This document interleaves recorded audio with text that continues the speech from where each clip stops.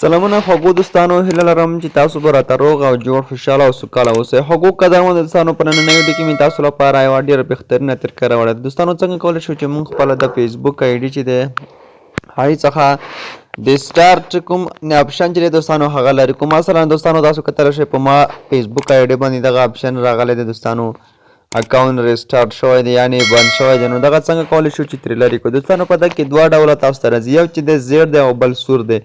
زیډ چې دی هغه دومره فرق نه لري، خو دغه سور چې کله تاسو په آی ډي باندې راشئ نو تاسو آی ډي بیخي له خطر سره مخامخ وي. دوستانو که تاسو راشئ په د سی رجسټریشن باندې سټار باندې کلیک وکړئ، دلته تاسو ته دوستانو لیکلي دي ماته چې 14 ورځې پاتې دي. 14 ورځې تاسو دغه بندیز نور هم لرئ. نو دغه به څنګه دوستانو موږ جوړوو چې تر څو دغه جوړه کړو؟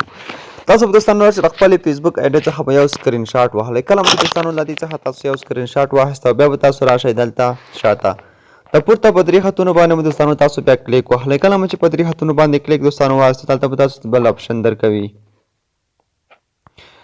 هیلپ اینڈ سپورټ. دوستانو د هیلپ اینڈ سپورټ اپشن باندې دوستانو تاسو بیا کلیک ورته واخلئ. بیا به دوستانو دلته تاسو راشئ ریپورټ ا پرابلم، په دغه اپشن باندې تاسو کلیک واخلئ. کله دوستانو کلیک واخیست تاسو به دلته راشئ، لومړی به دغه یو اپشن تاسو ورته آن کړئ لکه چې د ما آن کړی دی. بیا به راشئ په دغه لاندې اپشن باندې به کلیک دوستانو واخلئ. دغه لاندې اپشن دوستانو تاسو وینئ، په دغه اپشن باندې به تاسو کلیک واخلئ.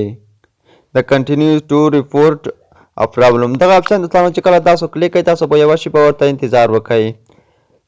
کله چې دوستانو یوه شېبه باندې انتظار وکړئ تاسو ته به یوه بله صفحه راخلاصه شي. ها دوستانو تاسو به دغه د دوه اپشن درکړي. تاسو به راشئ په دغه لومړي د شین اپشن چې کوم ښکاري په دغه باندې دوستانو تاسو ورته کلیک واخلئ. دغه لومړي کلیک واخیستل وشو دوستانو که تاسو دلته پیج وي نو تاسو پیج انتخاب کړئ. اوس مثلا دغه پیج هم انتخابولی شئ که تاسو چې دا پیج وي. اوس ما چې دوستانو پروفایل دی زه راځم په دغه پروفایل باندې کلیک کوم. تاسو به هم په دغه پروفایل باندې کلیک واخلئ چې پروفایل آی ډي ته مو دغه خطر وي. نو دغه پروفایل باندې دوستانو کله کلیک واخلئ دلته به تاسو راشئ دغه تصویر به داسې لرې کړئ او هغه سکرین شاټ مو چې دوستانو اخیستی هغه سکرین شاټ به دوستانو تاسو په دغه ځای کې ورکړئ. د کوم یو سکرین شاټ چې تاسو خپلې د فیسبوک آی ډي څخه دوستانو اخیستی دی. او بیا به دوستانو دغه پاس ځای کې تاسو کومه لیکنه چې تاسو درکوم دوستانو په ډسکرپشن کې هغه لیکنه به تاسو راکاپي کړئ او په دغه ځای کې به دوستانو ورته پیسټ کړئ. تاسو ته زه په ډسکرپشن کې یوه لیکنه دوستانو درکوم، تاسو به راشئ هغه لیکنه مو په دغه ځای کې ورته پیسټ کړئ.